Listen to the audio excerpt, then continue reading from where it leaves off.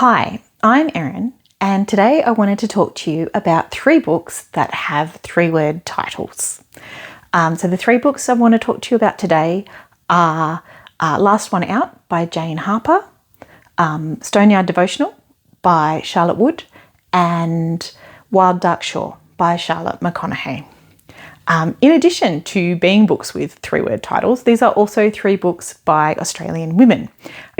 What I'll do is give you a bit of a synopsis of the books, talk about some shared themes because they do have some, give my assessment or what I thought of the books.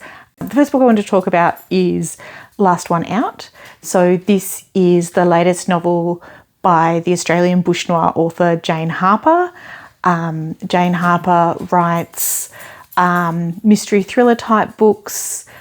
Bush noir is generally the term for those books where they also include the Australian environment as a big part of the setting, usually, in a sort of ominous, threatening, or even isolating kind of way. So Last One Out is the story of Ro.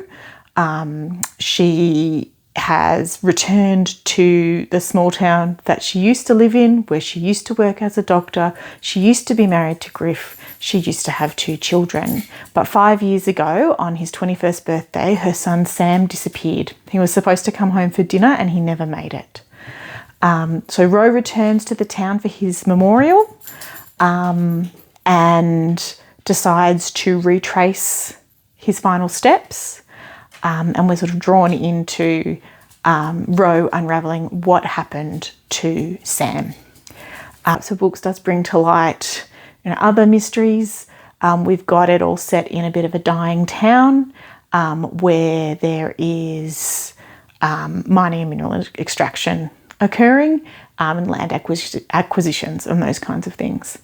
The next book I wanted to talk to you about is Stoneyard Devotional by Charlotte Wood.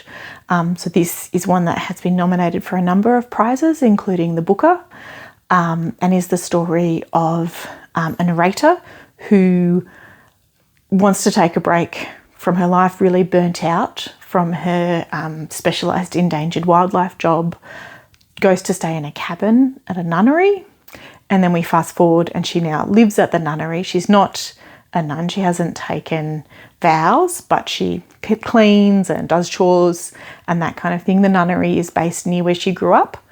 And the story is set in the context of the COVID-19 pandemic, and there is also, as is not uncommon in Western New South Wales, a mouse plague.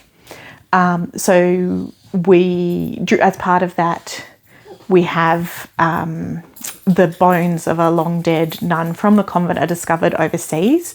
And so there's a story about repatriating those bones, and they're brought back by someone who went to school with the narrator.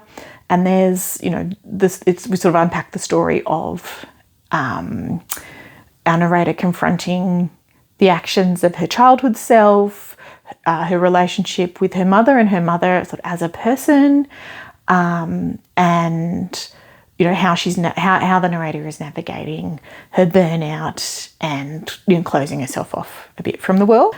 The third book I want to talk about is Wild Dark Shore by Charlotte McConnaghy.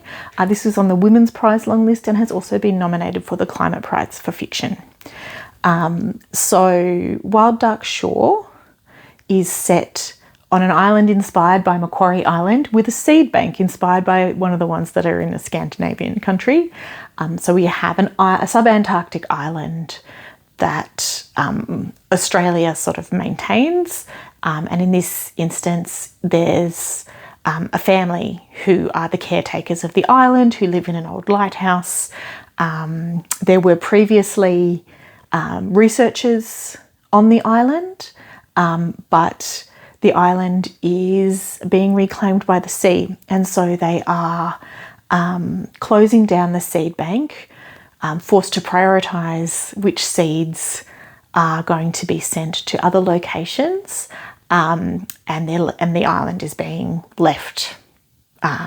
People won't be living there anymore. Really early on in the book, a woman washes up on the shore, and they don't know who she is, so they rescue her. And this is the story of how she slides into their lives. So the story revolves around the caretaker, his 3 children, and this woman.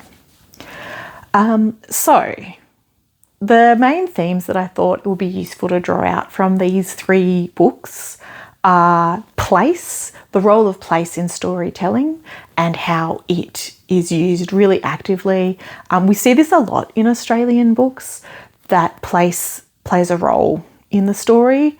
I think grief is a theme that cuts through all 3 of these books. And finally, I think each of them has a level of commentary about climate change and how we can engage or not engage with that. So in terms of the first theme, the role of place, or, place almost as a character in the novels. So, we see in Last One Out, so we've got the death of a town. This is something that people, we're observing in a lot of places, that, increased urbanisation. There was kind of a blip around people making tree changes in COVID times, but most of that has settled down and we see a re-urbanisation. In Australia, where, often in the past people have inhabited places that are really difficult to live in the way that we as colonisers move through spaces. They're very dry, they're not really designed for either growing crops or pasture animals. And, in Australia we do have lots of places that are really rich in terms of mineral extraction. So in Last One Out, there's we've got that sort of expanse of the country. There's this persistent idea of, did Sam just get lost in the bush even though he knew it really well? And then we have Griff, Rose's husband, who works for the country, or who was with the Country Fire Service and now works for the mine, doing a similar sort of job. And, there's a sort of ever-present idea around how devastating fire can be in an Australian context, particularly in times of protracted drought. Environment in this case operates to reinforce those ideas of isolation and of desperation. So we see this quite a bit, like, people are pushed to their absolute limits in this book, and how they respond in that moment really governs where the story goes. In terms of Stoneyard Devotional, again, it's a town that has shrunk. There is a lot of taking the large expanse of land but focusing on the minutiae, or the more detailed aspects of that.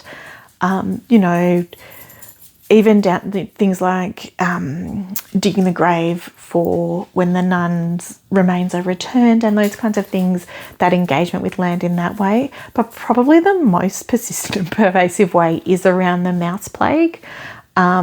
So this is described in really great and specific detail. I've experienced mouse plague in a suburban context. In the rural and regional context, it's just horrifying. Depending on your views on mice. But, the reality of how that is something that people are experiencing right now in Australia. There is currently a mouse plague in Western Australia, but again, they're quite common in Australian regional areas. And, I think in terms of lived environment, there is an element of this too shall pass, but also the mice that grow to plague proportions in Australia are an introduced species. So I think there are some pretty consistent themes around the impact of colonisation, the ravages wrought on the land, and that, as a metaphor for the ravages wrought on the first peoples of Australia. And then finally in Wild Duck Shore, in some ways less subtle than the other two. So we have everyone is on this tiny island. There's really extreme weather. There's always been extreme weather in the subantarctic islands, but, you know, with the rising of sea levels and all of those other changes that have come with climate change, things become much more dramatic and extreme. So, you know, there's a lot of discussion of the physical experience of the weather, and the physical challenges of the environment. And if we think about, so, you know, Wild Duck Shore, as it explores some of the really challenging emotional experiences of the various characters in the book, we do start to, you know, there is that is mirrored in the physical challenges of the environment in that book. So the next theme I think that all three books share is grief. So in Last One Out, we have a mother who's lost her son, but it's not just her. You know, there are his friends and his father, his sister, all of these other people whose lives have been changed by the loss of Sam. In Stoneyard Devotional, there's probably two streams to the grief. I think the first is that around our narrator and her stepping away from her life because she's been burnt out working in this specialised species protection, endangered species protection work, and sort of in some ways she is grieving the world that was before the world has finished changing. So she's accepted the inevitability of climate change and of, you know, late capitalism, which means that, you know, endangered species are now, you know, they will all end up extinct. And so in some ways she's almost preempting the grief of that. And a lot of the through line of the book though as well is about her mother and the death of her mother and what that means. So that sort of very powerful experience of the loss of a parent, and particularly for this narrator, the loss of her mother. So in Wild Duck Shore, we have Dominic, whose wife Claire has died. And so, you know, he is grieving the loss of his partner, although we discover very quickly that she did die nearly 10 years ago. And his children are, you know, he's got his older two children grieving the loss of their mother, and the youngest living having never known his mother. And so the you know, grief in this is much more explicit and given form. We have Dominic talking to his wife, and, you know, in his own way she responds. And, you know, I think all three of these books look at the ways in which people can fall into a type of stasis as part of grief. You know, there's as many ways to deal with grief as there are types of people, and this looks at the ways in which, you know, you can try to move forward and be successful or be hampered, or you can choose not to just remain as you are in that moment of loss. And I think all three books have a level of success with this. And the last theme I wanted to talk about, which I've touched on, is the role of climate and climate change. So Last One Out is probably that intersection of climate change and heavy industry and industrialisation in rural settings. So these are the kinds of things that you know, continues here in Australia, continues in other places where you know, companies look to make profit, and there's a level of compensation, but it comes at a pretty big loss, and it does add to risks. So, you know, there is a greater risk of fire when there is a mine. There are many more sources of fires starting, and, you know, if the wind blows the wrong way, your town isn't dying, it's dead. Much more explicitly in the other two books, so Stoneyard Devotional, you know, there's our narrator's acute awareness of the climate crisis and what that means, but also her big step away from that.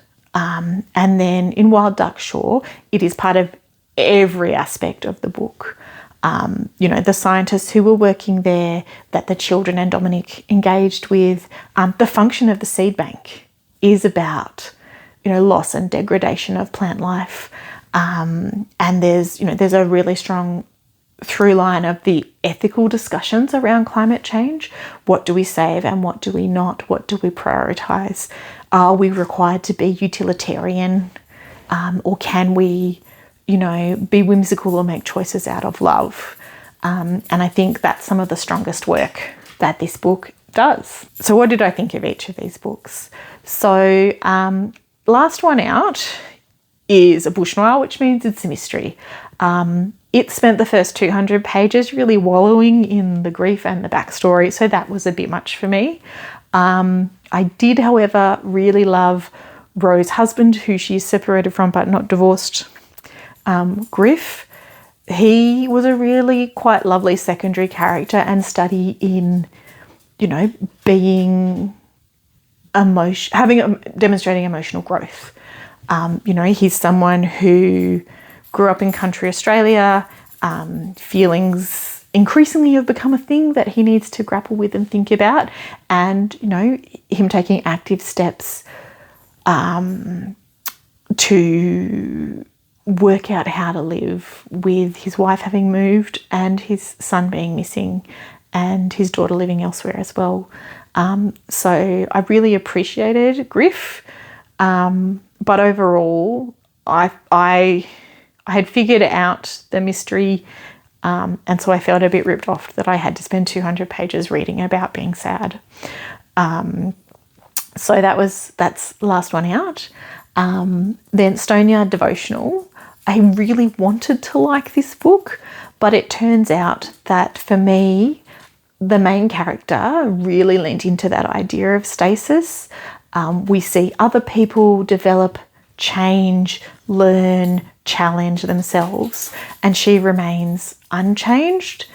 Like she goes through sort of an intellectual exercise, but still kind of remains just held in that moment of burnout and grief, and as a spectator or even a passenger rather than anyone driving what's happening to her or in the world. And I don't relate to that very well. Also, the mice stuff was really full on. So I did love a lot of the language and the mirroring we get between the physical environment and the story. But overall, it really lacks any kind of narrative drive, but it also doesn't necessarily have the level of reflection that I would look for in a more introspective book. Of the three, Wild Duck Shore was probably the best for me. It's very propulsive. It's written with very short chapters, and it very helpfully titles the chapter with the name of the point of view character. It does some interesting things with tenses. So for Rowan, the woman who washes up on the beach, and Dominic, they get to have first-person narratives and the children have third-person narratives, although we do see some shifting throughout the book on this. It's quite propulsive. There is a mystery. The mystery is not that clever. The use of landscape and environment is amazing. It's very evocative of places that can be beautiful and brutal. There's lovely descriptions of wildlife. I know Charlotte McConnaghy and her family had been to Macquarie Island and I think stayed in the research base there. So, that real familiarity with the environment really came through. But for me, it probably tried to do a few too many things. I think for me, where the book really succeeded was leaning into some of the promises of the premise of a mystery or a thriller. So, there is a certain that creates an expectation around how the story will go. So you don't exactly know what's happening. You don't have all the information. You get the information. It gets very exciting and things, resolve in a certain way.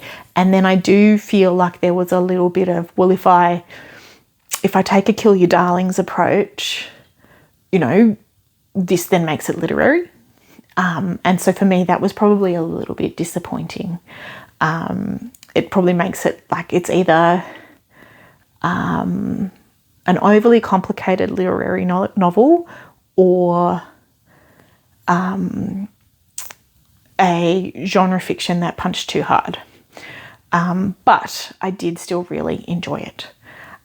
So that is my 3 books with 3-word titles. Thank you very much if you have made it to the end.